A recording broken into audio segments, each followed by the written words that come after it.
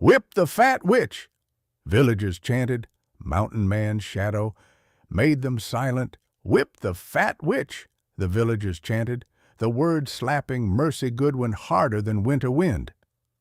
Bound to the punishment post, skirts torn, cheeks raw with cold, she stared past the torchlight at faces she had once treated with elderflower tea and willow bark tincture. Pride burned through her fear. "I am a healer," she said, voice steady despite the rope biting her wrists. "You know my hands."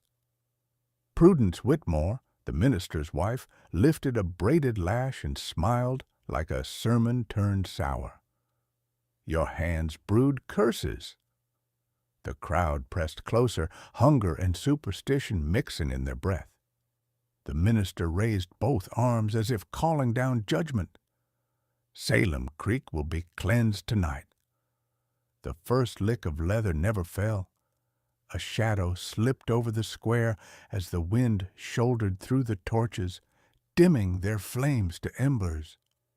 Boots sounded where no one had dared to stand. A tall figure stepped from the dark margin of the street, and the crowd leaned back without meaning to. Malachi Kai Darkwood paused at the edge of the circle, coat hem whispering against the frozen earth, eyes black as a moonless river, rifle low, pistols holstered, oak staff in his left hand like a verdict. "Who condemned her?" he asked, quiet enough that the question seemed to settle in men's bones. "The law of God," the minister said, but the word shook. Kai's gaze found mercy and softened a degree. Then he looked back at the lash, and every brave throat went dry.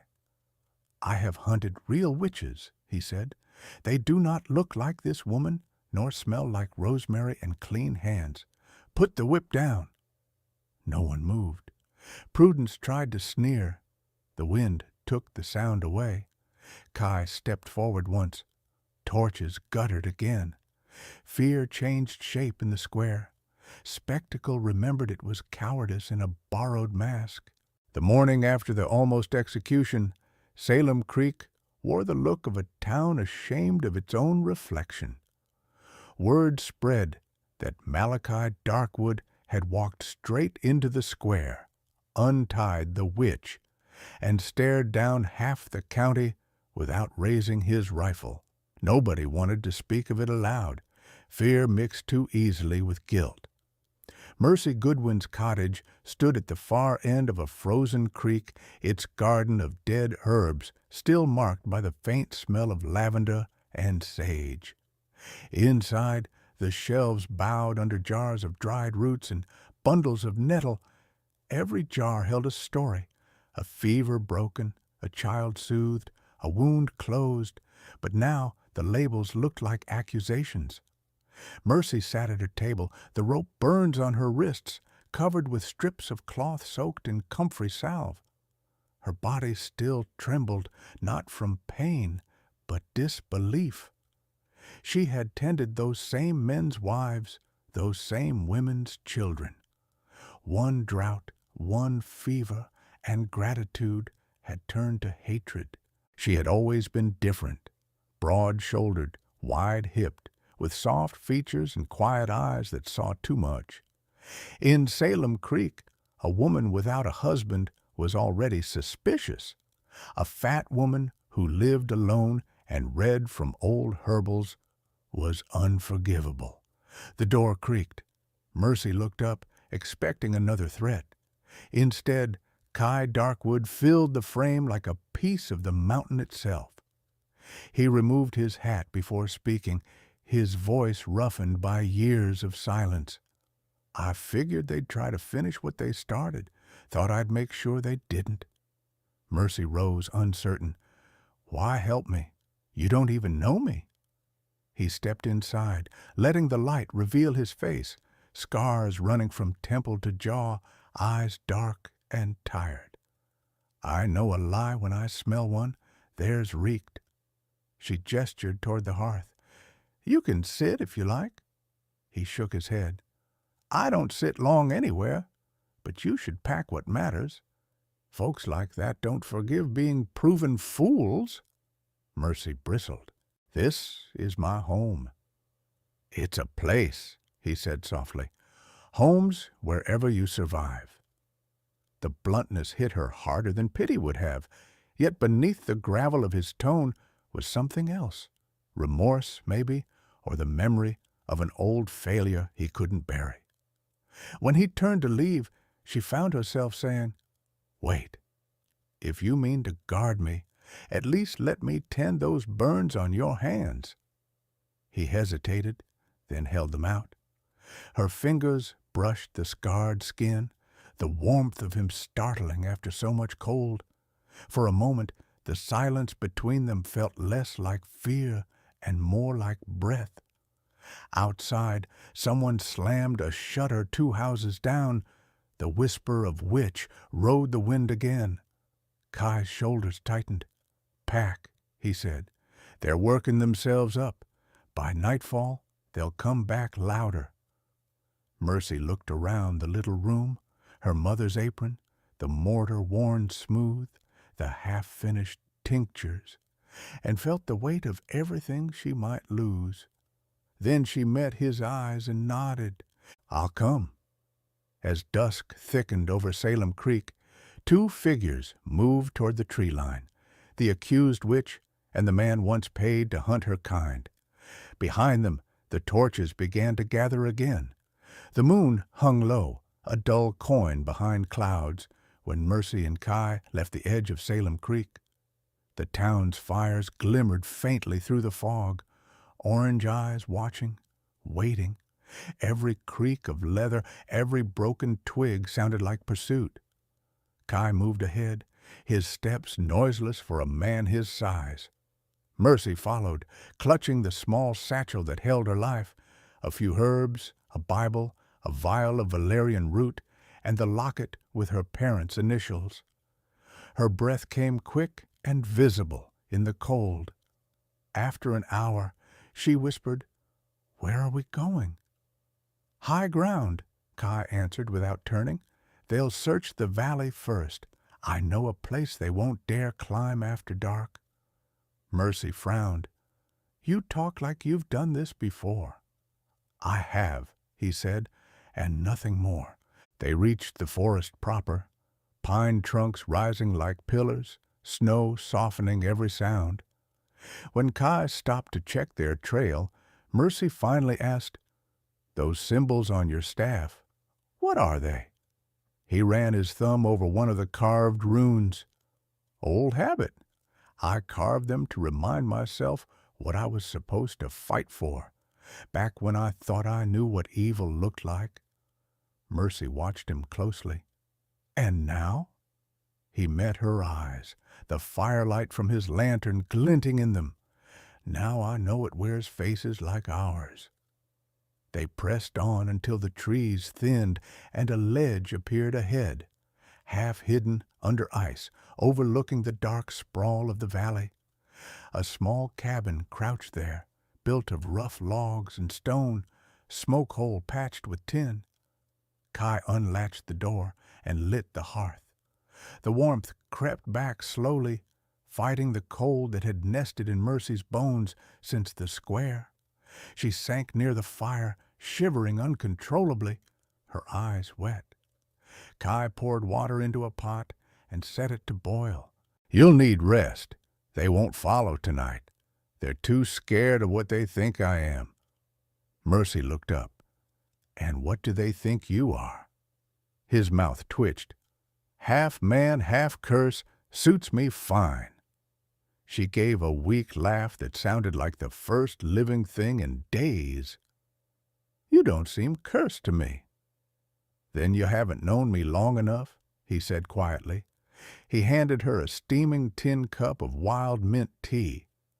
The scent filled the room, sharp, clean, alive. For the first time in days, Mercy's hands stopped shaking. You could have left me, she said. It would have been easier. Kai poked the fire with his staff. Sparks jumped like frightened stars. Easier doesn't mean right. I learned that late. Outside, the wind moaned through the trees, carrying faint echoes of chanting long dead. Inside, only the fire spoke. Hours passed before Kai rose from his place near the door and said, "Get some sleep. I'll keep watch." Mercy lay down on the cot, the fur blanket smelling faintly of pine smoke. Before she drifted off, she murmured, "I don't think you're the darkness they fear, Malachi." He turned his face toward the flames. "No," he said softly, "I'm what comes for it." And as the forest whispered beyond the walls, Mercy slept for the first time since the nightmare began. By dawn, snow had fallen thick across the ridge. The world outside their small shelter was a sheet of silver silence. Inside, the air smelled of smoke and mint, and the faint hum of life returned with the crackle of firewood. Kai had already been awake for hours. He moved with the quiet precision of a man who'd lived too long alone, boiling water, sharpening his knife, feeding the fire as though routine were prayer. When Mercy stirred, he looked up briefly. "You sleep light," he said. "I'm not used to safety," she answered, voice hoarse but calm. He grunted, a sound halfway between sympathy and warning. "Don't start thinking you have it yet." She pulled the blanket closer and watched him work. The way he handled every object, careful, deliberate, reminded her of the way she mixed herbs. Nothing wasted, nothing accidental. He was, in his own way, a healer of different wounds. Later, when he stepped outside to split wood, she found herself sweeping the floor and cleaning the rough wooden table. It wasn't that he asked, he never would, but it felt like reclaiming something. The rhythm of it steadied her. When he returned, his hair dusted white with snow, he stopped in the doorway. "You didn't have to." "I know," she said, "but a clean place helps people breathe." He studied her for a long moment, then nodded. "Then breathe." For the next few days, they fell into an uneasy rhythm. Kai hunted rabbits and deer in the woods, always returning before nightfall. Mercy cooked, patched his torn coat, and gathered what few herbs still lived under the snow. At night, she prepared salves for his old scars, though he never spoke of how he earned them. Once, as she wrapped his forearm, she asked, "You said you hunted witches. Did you ever find any?" His jaw tightened. "I found fear. It's a better hunter than I ever was." She met his eyes. "And you stopped?" "After I killed someone who didn't deserve it." The words came out like broken glass. "She was like you, a healer. The village said she cursed a child. I didn't wait to learn the truth." Mercy's hand froze. The only sound was the pop of the fire. Then she said softly, "You've been trying to atone ever since." He looked into the flames. "You could say that. Or you could say I'm just too stubborn to die yet." She smiled faintly. "Then maybe stubbornness is what saves us both." That night, when the storm howled against the cabin walls, Mercy woke from a nightmare. Torches, chanting, the lash raised high. She sat up, gasping. Kai was already at her side, crouched by the cot. "It's just wind," he said, voice low but steady. "Nothing can reach you here." Her hands trembled. I heard them again. Their voices, "Whip the fat witch." Kai's expression hardened, not with anger toward her, but for her. "If they ever come again," he said quietly, "they'll learn fear of a different kind." Mercy's breath steadied under his gaze. He stayed there until her heartbeat slowed, then rose, meaning to return to his chair by the door. But she caught his hand before he could. "Thank you," she whispered. He didn't move for a moment. Then, almost gently, he squeezed her hand once. "Sleep." And when she did, the nightmares didn't come back. In the days that followed, something fragile began to grow between them.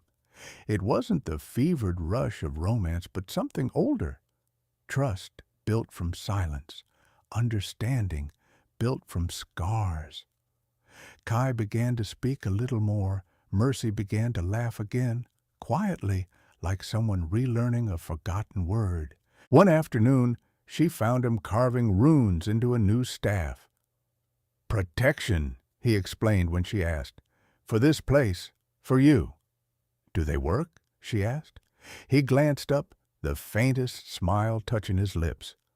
"They do now." That night, when the fire painted their faces gold, Mercy whispered, "This doesn't feel like running any more."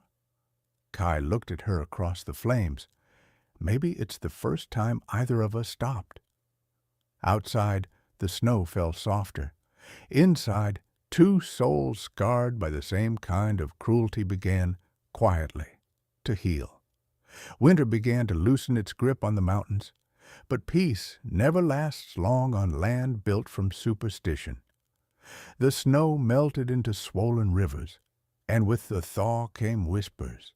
Salem Creek, whispering up the mountain like smoke. One morning, while Mercy gathered dried nettles near the creek below the cabin, she found a dead raven nailed to a tree. Its black feathers glistened with frost, and beneath it hung a scrap of parchment daubed in red. Witch. Her breath caught. The paper trembled in her hand as she carried it back to the cabin. Kai saw her coming before she spoke. His eyes narrowed the instant he read the note. "They found us," he said. Mercy swallowed. "I thought they'd forgotten. That after what you said." He shook his head. "Fear doesn't forget. It festers." He burned the note in the hearth, the parchment curling into ash. "They'll come again, but this time they won't chant. They'll come quiet, with guns instead of torches." She stared into the flames. "Why? What do they still want?" "Control," he answered. "When they can't control the truth, they try to destroy the one who speaks it." That night, as the wind clawed at the shutters, Mercy asked him about the life he'd lived before, about why he'd never returned to any town since he left his old trade. He hesitated a long while before answering. "I thought I was purging evil," he said finally. "Every bounty, every woman condemned, I told myself they were servants of darkness. Then I found proof I was wrong. Too late. The last one I hunted had a child. She begged me to spare her, and I didn't." The boy watched. Mercy's heart clenched. "And that's why you saved me." He looked at her then, tired, unguarded. "You were screaming the same words she did." The confession hung between them like smoke. Mercy reached out, her hand trembling slightly as it rested on his scarred knuckles. "Then saving me was never about erasing what you did. It was about forgiving yourself." He almost smiled, but it didn't reach his eyes. "Forgiveness isn't for men like me." Outside, a branch cracked, a sharp, deliberate sound. Kai's hand went instantly to his gun. He motioned her back from the window. "They're closer than I thought." 3 figures moved through the trees, lanterns low, rifles ready. Even at a distance, Mercy recognized the shapes of men from Salem Creek. Behind them, in the glow of torchlight, she saw the unmistakable outline of Reverend Whitmore himself, his face twisted with righteous fury. Kai's voice dropped to a growl. "He brought them here." Mercy's heart pounded. "We have to run." He shook his head. "They'll track us. Snow's thin. Footprints will hold. The only way out is through them." She reached for his sleeve. "Please, Kai, there must be another way." "There's not," he said quietly. "They want blood. I'll give them a reason to be afraid of the dark again. But when he stepped to the door, she caught his hand. Promise me you won't kill unless you have to. His eyes flicked to hers, fire and grief in equal measure. You're asking a man like me to choose mercy? I'm asking you to be the man I see, she said. He didn't answer, but his fingers tightened around hers for a breath before he went out into the night. The forest swallowed him whole. From the window, Mercy saw his shadow melt into the trees. The torches in the valley flickered, then dimmed one by one, as though the night itself had risen to defend him. Shouts echoed, cut short by silence. Then nothing. When he returned hours later, his coat was torn, his face smeared with soot. "It's done," was all he said. Mercy wanted to ask what done meant, but his eyes told her enough. She said nothing, only handed him a basin of water. He washed his hands in silence, the water darkening, then poured it into the hearth, as though to keep his ghosts from drinking it. Later, as the fire burned low, Mercy whispered, "They'll call you a murderer again." Kai stared into the embers. "They always have." "And me?" He looked at her, something fierce but fragile in his voice. "They'll call you what they fear most, a woman who lived." That night, thunder rolled far off in the valley, and Mercy understood that peace was never freely given. It was something you defended again and again, with truth and sometimes with blood. The storm broke 2 nights later. Rain swept through the valley in sheets, turning the mountain paths into rivers of mud. The smell of wet pine filled the air, heavy and raw. Mercy stood by the cabin window, her reflection blurred against the glass. Kai was outside, pacing the perimeter like a restless ghost, every sense sharpened. "They'll come tonight," he said when he came in, water dripping from his coat. "Whitmore's men won't rest until they see this through. They think killing me will cleanse what's left of their guilt." Mercy set down the kettle, her hands trembling. "And me?" His jaw tightened. "You're the symbol they built their lies around. They can't face what they did to you, so they'll try to finish it." She swallowed hard, but there was no fear left, only a deep, steady calm. "Then let them come. I won't run again." Kai studied her in the dim firelight. She looked different now, still soft, still kind, but there was steel beneath the gentleness. A woman who had found her courage the same way he'd found his penance, through pain. He moved closer. "If they breach the door, stay behind me." Mercy shook her head. "No, I'll stand beside you." The wind howled outside, and through it came the first faint sound of hooves, slow, deliberate. Then torches flared in the dark, one by one, a serpent of fire winding up the trail. Kai loaded his rifle, calm as a man tying his boots. "Stay low," he said. Within minutes, the cabin was surrounded. The glow of torches painted the rain in streaks of gold. A voice rose above the storm, Reverend Whitmore's, raw with fury. "Malachi Darkwood, you hide a witch in there. Deliver her to us or burn with her." Kai stepped to the door and threw it open. The rain hissed on the barrel of his rifle. "Come take her," he said. Whitmore stood at the front of the mob, his soaked Bible clutched like a weapon. "You dare defy the will of God?" Kai's voice was low, steady. "I've heard enough men use God's name to excuse murder. You're just one more." "Blasphemer!" Whitmore raised his hand. "Men, fire!" But before any shot could sound, a flash of lightning split the sky.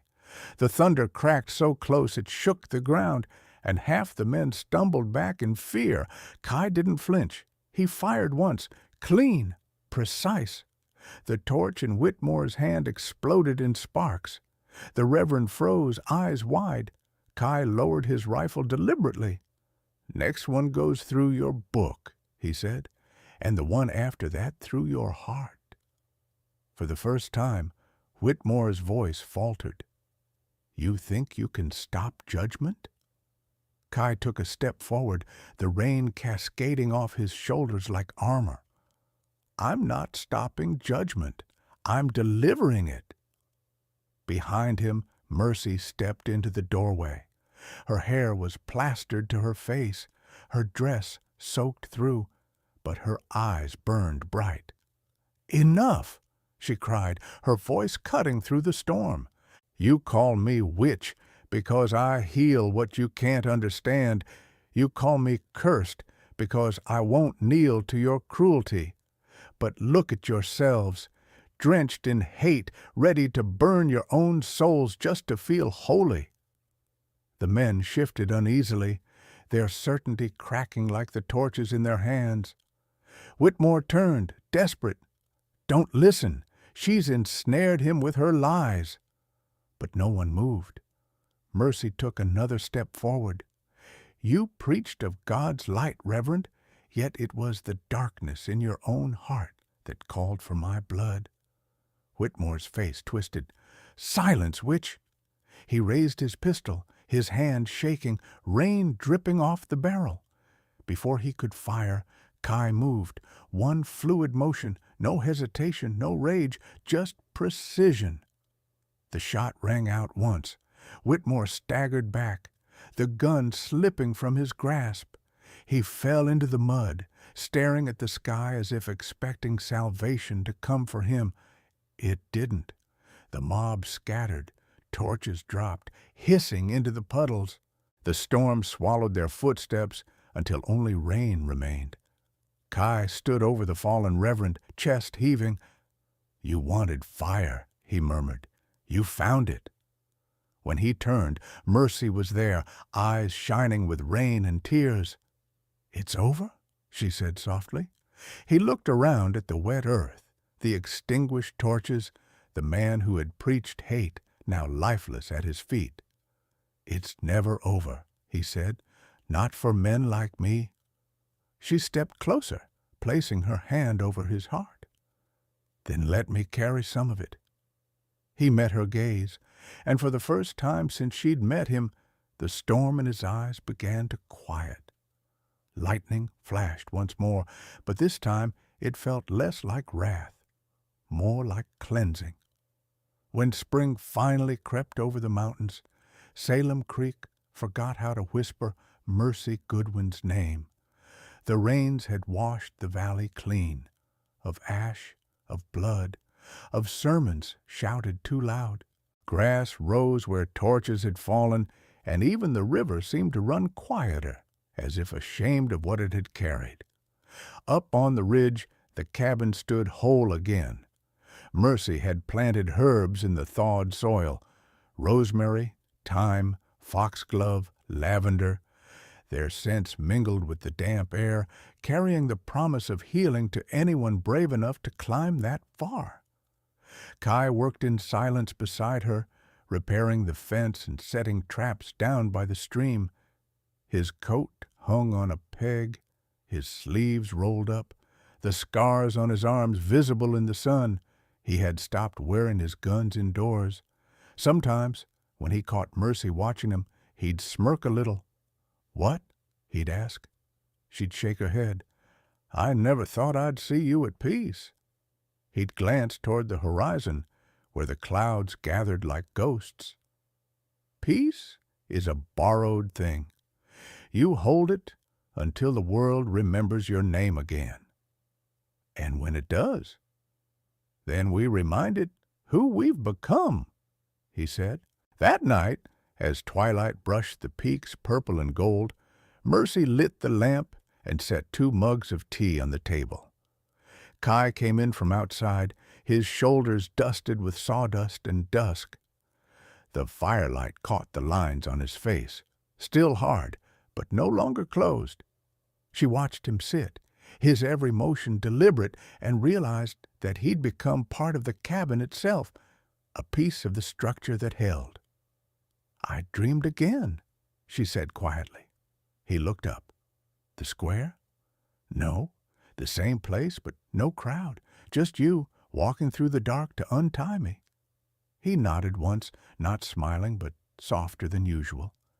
"Then maybe that's how the story ends." Mercy leaned forward, her hands wrapped around the warm mug.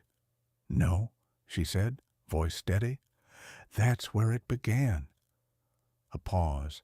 Then Kai reached across the table, his calloused hand covering hers. "You're safe here," he said, the words simple, but the weight of them deeper than any prayer. She smiled through tears. "And you?" He hesitated, then answered, "Maybe I'm learning to be." Outside, the last of the storm's debris drifted down the river. A lone raven landed on the roof, cawed once, and took flight. Not an omen this time, but release. They sat in silence, firelight dancing between them, the old pain dimming to memory. The mountain wind moved through the herbs outside, carrying a scent of earth and renewal. Mercy whispered, "Do you think they'll ever stop calling me a witch?" Kai's thumb brushed her knuckles, slow and certain. "They can call you what they want. I know what you are." She looked at him, waiting. "And what's that?" He met her eyes. "The one thing even darkness can't burn." And when the lamp finally guttered low, neither of them moved to light it again. The quiet between them was full, not of fear, but of peace, finally earned. Out on the frontier, stories like Mercy's were whispered for generations, though few told them right. They remembered the chants, the fire, the fear, but what truly mattered was the silence that followed, the moment when one man's shadow stood between cruelty and innocence, and the world was forced to listen. Mercy Goodwin wasn't a witch. She was a healer, punished for knowing how to mend what ignorance tried to destroy. And Malachi Darkwood wasn't a monster. He was the proof that even men born in darkness can choose to become its shield. In a world that burned the gentle and worshipped the loud, they built something quiet, something no mob could touch. Not a legend, not a miracle, just a home. And maybe that's what love really is on the frontier. Not the absence of fear, but the choice to keep the fire lit after it's over. If this story reached you, if somewhere in it you heard your own heartbeat in Mercy's courage or Kai's redemption, tell me, where in the world are you listening from tonight? Because every comment, every voice from across oceans and mountains reminds us why these tales still matter. They're not just stories of the West, they're stories of us, of the hunted who learned to stand, and of the weary who chose to protect instead of destroy. If you still believe in second chances, in kindness stronger than hate, in love that can turn even the darkest night into dawn, then don't wander too far. The next fire is already burning. The next story is waiting just beyond the ridge. Because somewhere out there, another voice is about to whisper, "You're safe here."